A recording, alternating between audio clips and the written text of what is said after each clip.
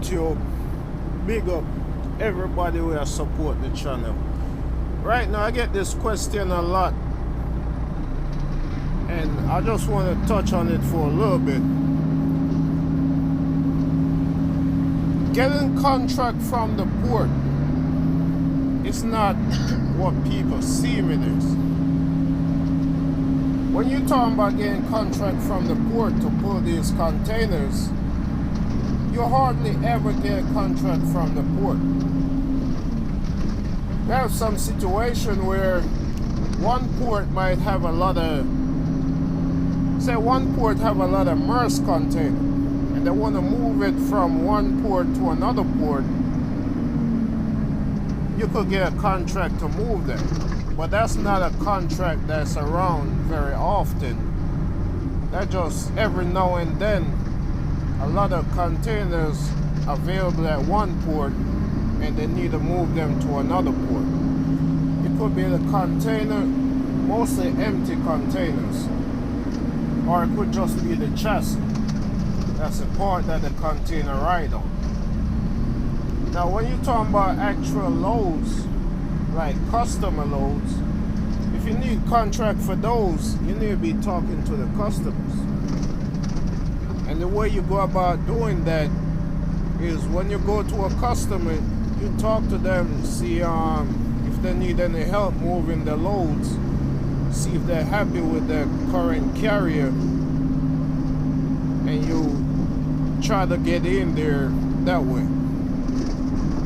A lot of times for you to get access to the customers, first you're going to start off going through some brokers. So you might start off getting loads from the broker, and then once you go to the customer, then you talk to the customer and see how you get in there pulling direct freight.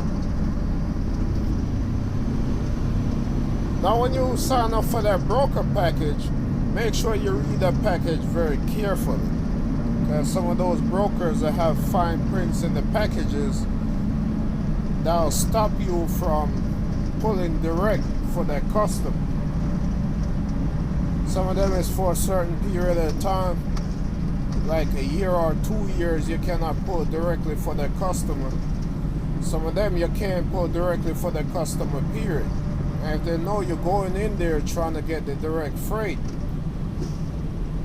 they'll stop working with you. So you can't even go there and pick up a load. Even having your own truck or having your own authority, if you don't read that broker package very carefully and you go ahead and sign that package, that could stop you from going to that customer.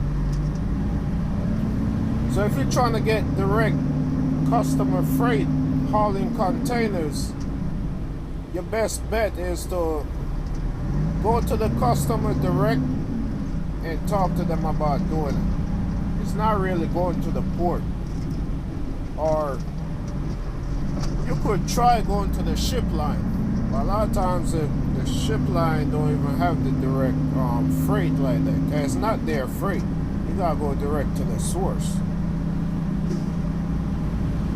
Now one port that I know that you could get a contract from is Tropical, and that's because everything go through Tropical.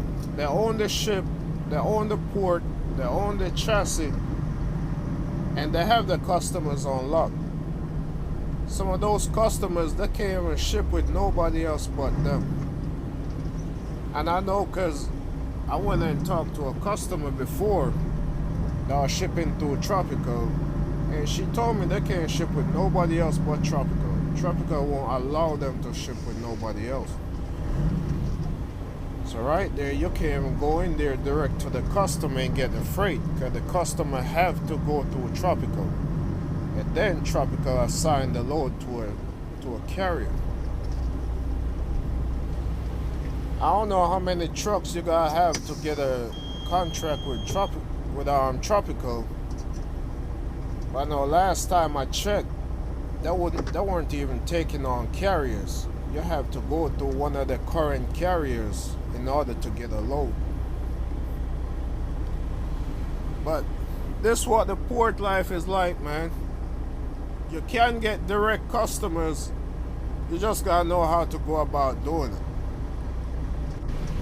If you're gonna start off with like 1 or 2 trucks trying to get contract, it's best to go to the small mom and pops company.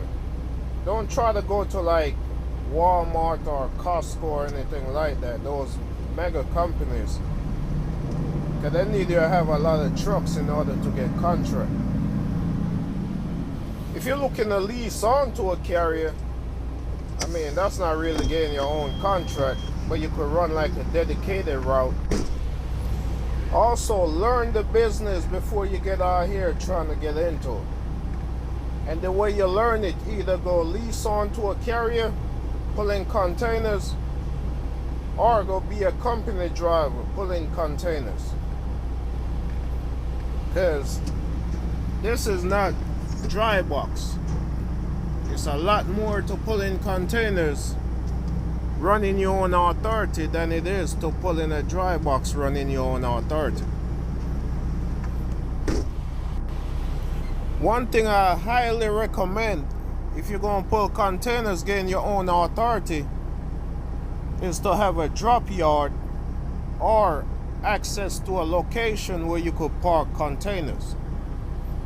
And the reason being, if you're new coming into this and you're working with some small mom and pops customers, sometimes they're going to have containers in the port that needs to come out, but they can't accept it at their location right away. So you're going to need somewhere to park those containers. For example, the customer might say they have 5 containers that needs to come out today, but they can't take it until a week from now. So you will have to hold on to those 5 containers for 1 week. So you gotta have somewhere safe to park those containers, whether it be loaded containers or empty containers. And you can't just go park them anywhere, because if they get towed, you're responsible for paying their towing bill. Now, why that come about sometime is if the customer don't pull the container out within the 3 days that the port give them, they're going to demurrage. And it's cheaper if they pull them out and have you hold on to them than to pay the port the demurrage fee. You'll still turn around and charge a customer, but more than likely you'll charge them a little less than what the port gonna charge them. That way you could get it. So now you're gonna run the load, plus you're gonna make a storage fee. So it'll work out for you.